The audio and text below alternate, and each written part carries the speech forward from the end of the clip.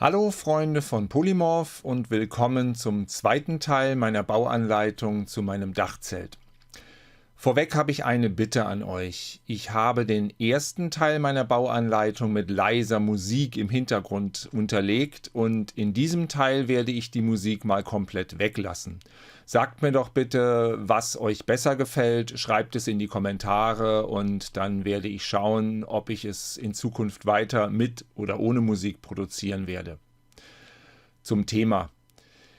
Im heutigen Teil möchte ich euch den Bau der beiden Holzflügel zeigen, auf denen das Zelt aufgespannt wurde. Ich habe den Bau nicht in einzelnen Schritten dokumentiert, da ich aufgrund der Zeitnot mehr damit beschäftigt war, mein Zelt überhaupt bis zum Festival fertig zu bekommen. Nachdem ich aber im Dachzeltnomadenforum über den Bau berichtet habe, haben mich viele gebeten, doch das genauer zu dokumentieren, und deshalb habe ich den Zeltteil hinterher genau gefilmt, sodass ich euch ab dem dritten Teil mehr Videos bieten kann. Doch nun zum Aufbau der beiden Holzflügel. Die Innenbreite der Wanne beträgt 1,18 Meter und um 10 cm Luft zu haben, habe ich den Deckel mit einer Latte aufgestellt, sodass eine Höhe von 1,8 Meter entsteht. Dann habe ich aus den Nadelholzleisten das erste Dreieck gesägt. Nachdem ich die Gärungen dann alle sauber angepasst hatte, habe ich die Latten verwendet, um spiegelverkehrt das Dreieck für die andere Seite zu sägen. Anschließend habe ich die Dreiecke zusammengebaut. Um der Vorderkante des Dreieckes mehr Stabilität zu verleihen, habe ich eine zweite Latte aufgeleimt und verschraubt.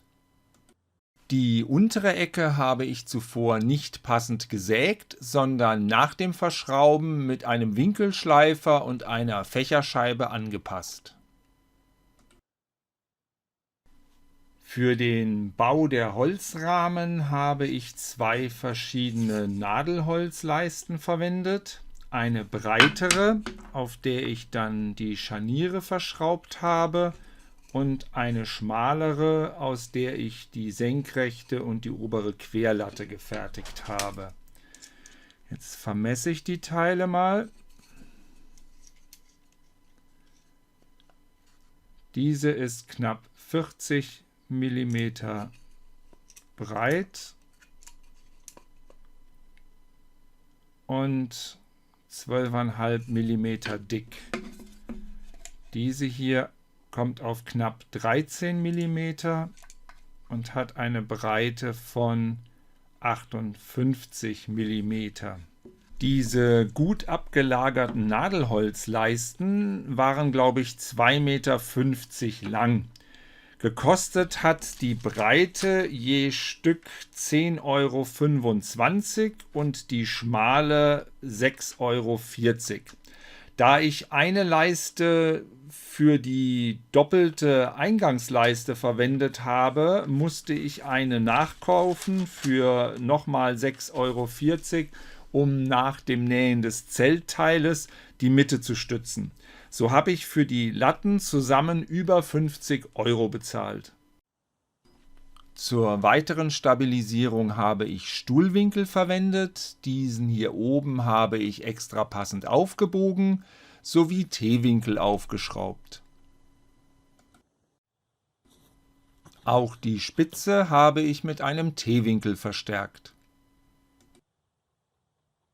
Verschraubt habe ich das Ganze zum Aufschrauben habe ich diese Schrauben verwendet. Das sind 3x12 mm und für die Winkel, die ich innen reingesetzt habe, habe ich 3,5x16er Schrauben verwendet.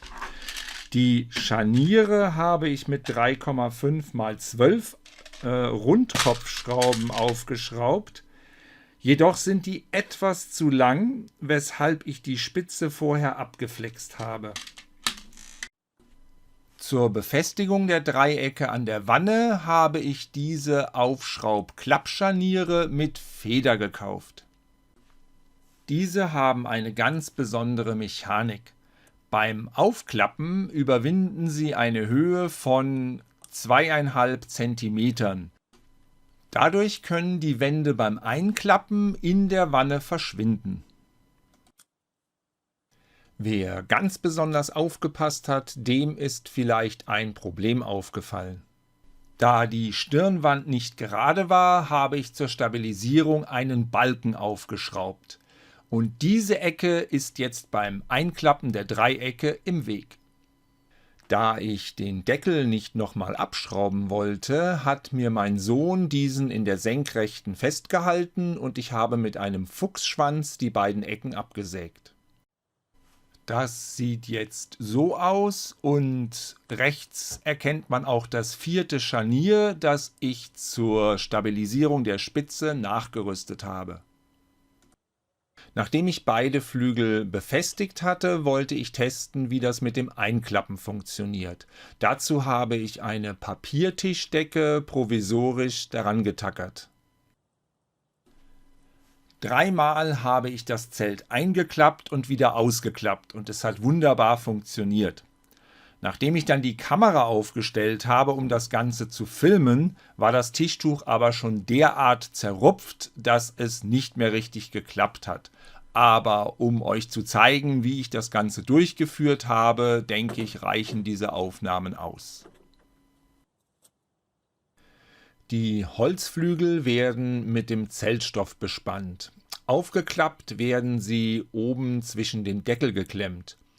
Dort ragen aber noch die Nieten hervor, mit denen der Deckel zusammengenietet wurde. Um nun eine Beschädigung des Zeltstoffes zu vermeiden, habe ich die Nieten mit Gummipuffern verkleidet. In die Puffer habe ich zuerst leicht neben der Mitte Löcher hineingebohrt. Sie haben eine Stärke von, abzüglich des Trägerpapiers, 4 mm und werden mit einem Durchmesser von 18 mm angegeben. Damit sie genau in die Ecke passen, habe ich die eine Seite noch etwas angepasst.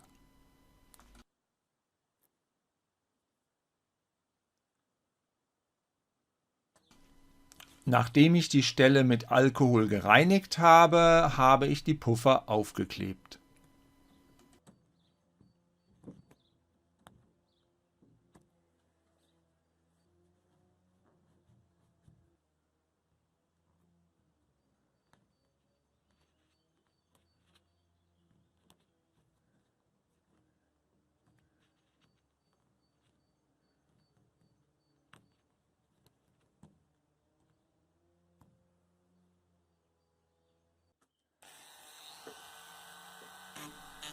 Damit sich der Deckel beim Schließen besser zentriert, habe ich sowohl die Puffer als auch die Kante der Wanne abgeschrägt.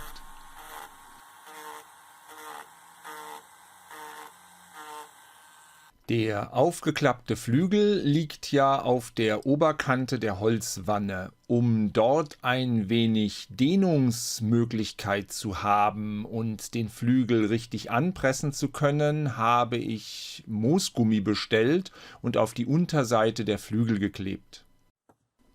Ich konnte mich nicht entscheiden, ob ich 2 mm oder 3 mm verwenden möchte, und da der Hauptanteil die Versandkosten waren, habe ich einfach beide bestellt.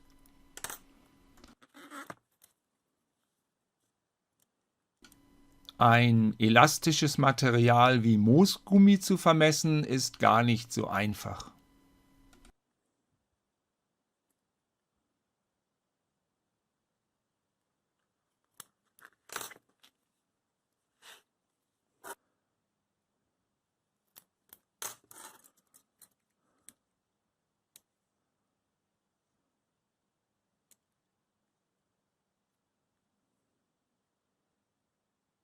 Ich habe mich dann für die 2 mm entschieden und die Unterkante der Holzdreiecke damit beklebt. Hier sieht man das Moosgummi am fertigen Dreieck.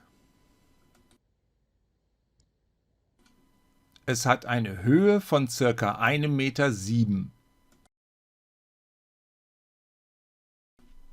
Diese stabilisierende Leiste in der Mitte habe ich erst montiert, nachdem die Zeltwand mit dem Fenster fertig war.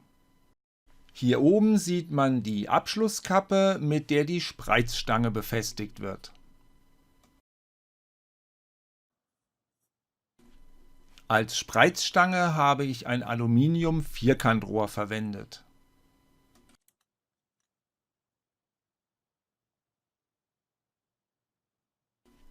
Zur Befestigung habe ich Abdeckkappen genommen. Damit ich die Stange leichter einsetzen kann, habe ich diese gekürzt. An der linken Seite habe ich nur 2 Lamellen stehen lassen und an der rechten, wo ich die Stange dann schließe, nur eine Lamelle. Festgeschraubt habe ich sie mit 2 Schrauben in den Ecken, damit sich die Spreizstange nach dem Fixieren nicht verdreht. Im dritten Teil der Bauanleitung kommen wir dann endlich zum Nähen. Wenn ihr Fragen habt oder Anregungen, schreibt sie unten in die Kommentare und Links zu den Teilen, sofern verfügbar, packe ich euch in die Videobeschreibung. Dann würde ich mich über ein Like freuen, abonniert den Kanal. Noch wichtiger wäre, das Video zu teilen, wenn ihr irgendwo unterwegs seid, wo andere User Bauanleitungen für Zelte suchen. Und für heute sage ich Tschüss.